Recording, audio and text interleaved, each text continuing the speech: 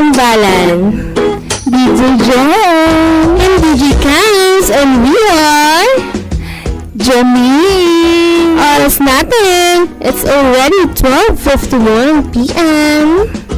Pinabati ko nga pala ang Manong Guardian. Nalintik na akong di papasukin dahil nakalimutan ko ang aking ID. Grabe, Manong. Kapag, babatiin ka ba? Oo, binabati ko yung nag-iisang hero ng buhay ko.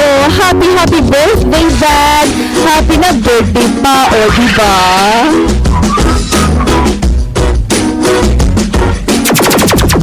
O, ayan. Balita muna tayo, mga te. Alam mo ba, na isang babaeng 45 years old na taga-Greece na inakalang patay na at nailibing agad-agad. Pero, narinig na isang supiltorero na sumisigaw na parang gusto lumabas ulit sa kataon. Dali-dali itong hinukay, ngunit nung natagpuan at nahukay na patay na. Sa ngayon, iniimbestigahan na lang kung ano talaga dahilan ng kanyang pagkamatay. So sad naman yung nangyari sa kanya. Yung nangaling sabihin na natin na na yun na talaga yung last na buhay niya. Di pa na tagumpay, di pa agad hinukay, agad-agad. Konti na lang sana, no? Oo. Why sana? Sayang mo din. Ito pati, balita pa. Gora na. Yun. Kampo ni Coco Martin nagpatawag ng press conference at humarap ang tatlong abogado ni Papa Coco dahil nakatawag pansin ang Philippine Commission of Women dahil sa paglampa nito.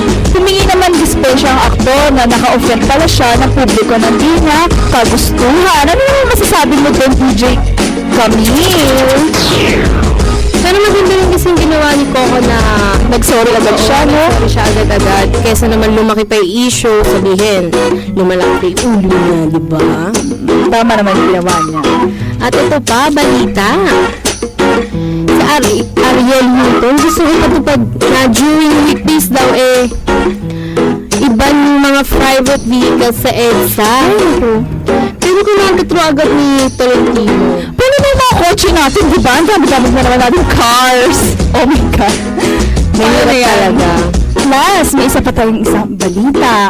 4 na kupunan, Ateneo, NU, FEU, Lasal ang naglalaban-laban para makarating sa finals. At syempre, ang goal talaga nila ang magwagi. Ano yung masasabi mo doon, DJ Camille? Siyempre kailangan nila galingan. Mahirap din kasi matalo kasi parang karangalan na Rufus nila yan Yeah, sure. Tsaka maraming tumatangkilik dun sa Year 80 na yan, lalo ng mga estudyante tsaka kalalakihan dyan. Kapag babae lalaki nga Pero ang bet ko doon, Ateneo talaga kasi madaming talkie. Ang bet ko doon. Si girl, Lasal na lang. Kasi feeling rich na ako minsan. Ay, walang NU. Maganda naman yun, pero ano siya yan talaga ako. Ayan, hanggang dito na lang muna ang aming chika-chika. Muli ako nga pala si DJ Jen. At ako ang DJ Kans. At ikaw ay nakatutok sa nag-iisang 96.1 Hot FM. Happy ang radyong to.